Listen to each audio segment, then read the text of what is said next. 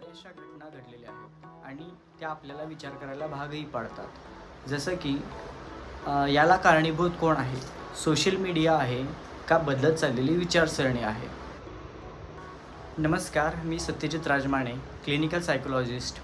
तर आपण या चॅनलच्या माध्यमातून बदलत चाललेली विचारसरणी आणि मानसिक आरोग्य या संदर्भात चर्चा करणार आहोत. सोशल मीडियावर दाखवलेल्या या सर्व घटना चाइल्ड अब्यूज, सेक्शुअल हॅरेसमेंट असेल, या कुठेतरी आपल्या मानसिकतेवर परिणाम करतात.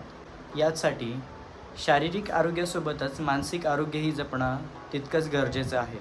मानसिक आरोग्य म्हणजे नेमकं काय? मानसिक आरोग्य म्हणजे भावनिक, सामाजिक आणि मानसिक कल्याण होय. आपण कसे विचार करतो, वागतो, वावरतो यावर त्याचा परिणाम होतो. आपण तणाव कसा हाताळतो, गोष्टींची निवड कशी करतो, त्याचबरोबर इतरांशी संबंध कसे ठेवतो यावरही त्याचा परिणाम होतो.